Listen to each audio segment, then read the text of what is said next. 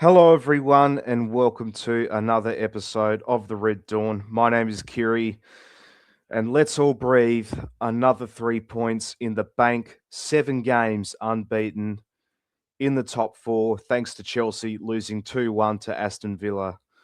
But oh my God, that was another tough watch, if I'm being completely honest, especially in that second half. But look, before we get into the match review, we have to talk about the tribute that happened at the COP today. The first time we played Wolves since the tragic passing of Diogo Jota back in July. Um, Seeing his kids walk out as mascots, seeing the COP and the away end uniting like that, it puts football into perspective. It was a beautiful, touching tribute to a lad who gave everything for both of these clubs.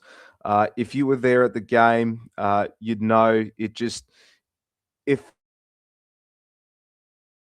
emotional day for everyone at Anfield and for all fans watching all over the world. Rest in peace, Diogo, forever, number 20. Let's talk about the match. We knew that the Wolves, they were going to park the bus in the first 30 minutes. Yeah, it just felt like we were banging our heads against a brick wall. We were moving the ball side to side. It was slow, a bit pedestrian, what we have been seeing quite frequently.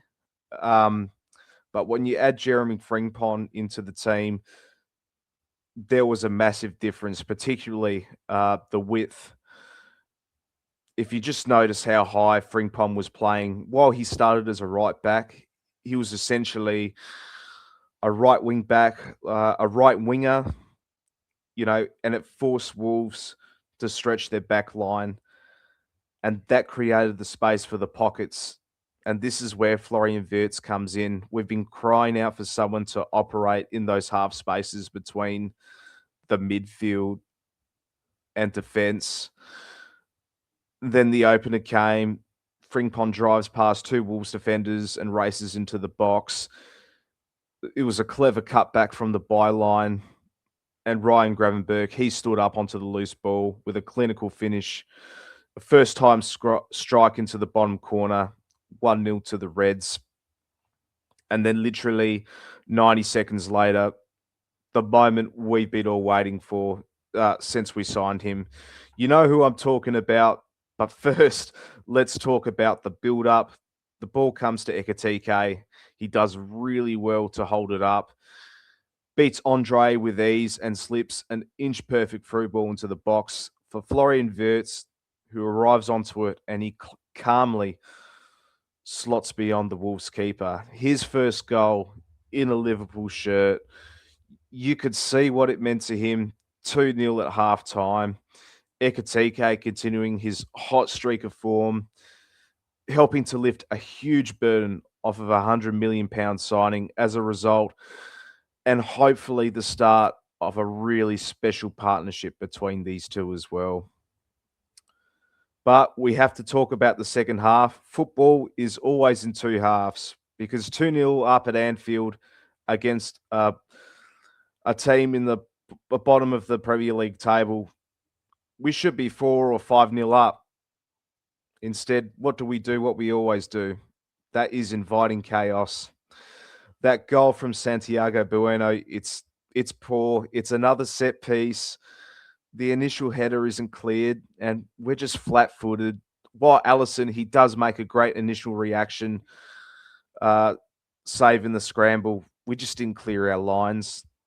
And after that goal went in, anxiety rises again.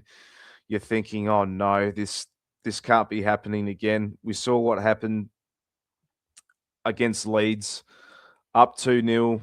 We invite him back in. It's 2-2 again. Yeah, fears were just rising again. And you could see Wolves, they were starting to whipping crosses in. They brought on the big lads up top, and suddenly our centre halves are having to win headers on the 6-yard line. We just lose control of the midfield for about 15 minutes. Curtis Jones and Alexis McAllister look leggy. We stop pressing, we drop deep, and we do this against a better team. If that was Arsenal or Man City, we don't win that game. We draw 2-2 or probably lose 3-2. That is the concern going forward. We just lack that killer instinct to score the third and just kill the game off. It's just a persisting issue we just need to iron out right now. And while we did get the job done, it was another far from convincing performance. But let's get into some players as we always do.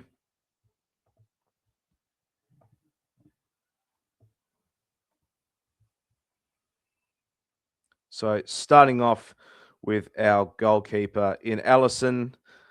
Look, he was solid today. Couldn't do much about that goal. Made a couple of crucial low saves in the first half when it was 0-0. His distribution was calm, when the crowd was getting edgy. Yeah, just another standard day in the office for the best goalkeeper in the world. Jeremy Frimpong, absolute cheat code, this guy. That assist from Gravenberch was just pure instinct. Yeah, absolutely electric. You could see how much of a difference he made into the attack. Ibrahima Konate and Virgil van Dijk, who I'll assess both, probably just another mixed performance. While they dominated the aerial duels physically, the goal conceded once again, just absolutely messy, switched off. Virgil was screaming on everyone late to keep the line, but the clean sheets just still an issue. Ibrahima Konate, obviously he's waving his hands up and down at one point to get the crowd going. Mate, focus on the game. Like, don't rev up the crowd, honestly. And yeah, we know he hasn't sorted out his contract yet. And, but yeah, he just, what I've said with Konate over past different videos as well. His head's not in the right space. And either we sort out his contract now or just get him going. Bring in Mark Gahey in January. Milos Kerkez, he was effective. Obviously, lots of energy on the left hand side. I thought he linked up well with Florian Wirtz. It didn't get exposed much defensively either. So yeah, another good shift from Kerkez. Ryan Gravenberch scored the opener. Yeah, you know how good he is in the midfield as well. I thought he just absolutely drove through the midfield like a train. He was the one trying to break the lines when it was 0-0, and just a real leader in the middle of the park. Curtis Jones, a tale of two halves for him. First half kept it simple, immense work rate. Was just holding the midfield glue together as well, offensively and defensively as well. But got a bit quiet in the second half. Seen better performances from him, but not bad overall. I thought his work rate was still good regardless.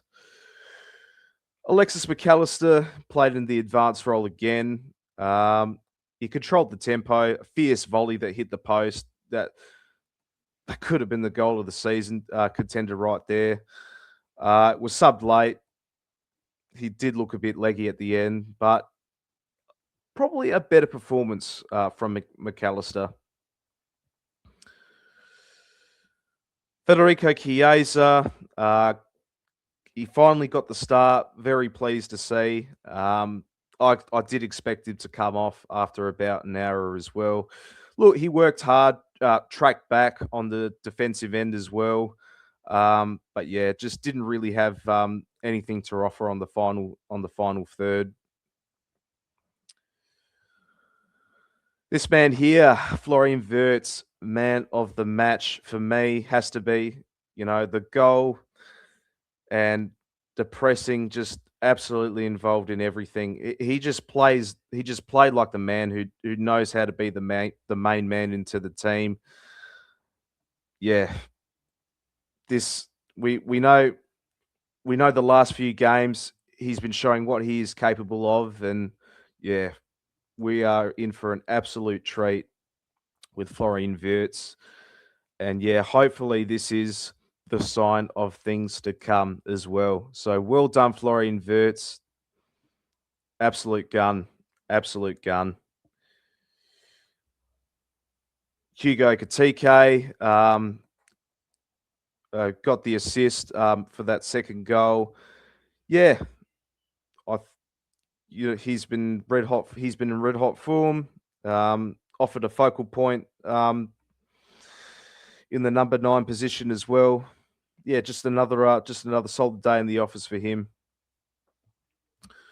Substitutes, Connor Bradley came on for Chiesa, which allowed Frimpong to move into the right wing. Yeah, just a good shift from him.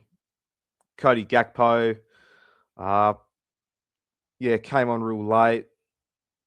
Absolutely sprayed it out wide late in the game as well. But other than that, not really much for him.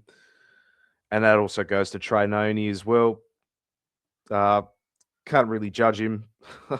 Only came on for about a couple of minutes.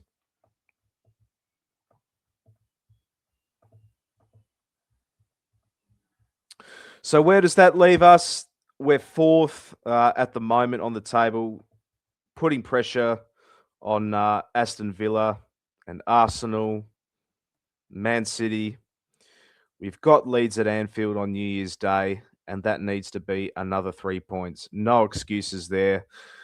They're a different beast. They press high. They run all day. It's going to be a completely different tactical setup to Wolves.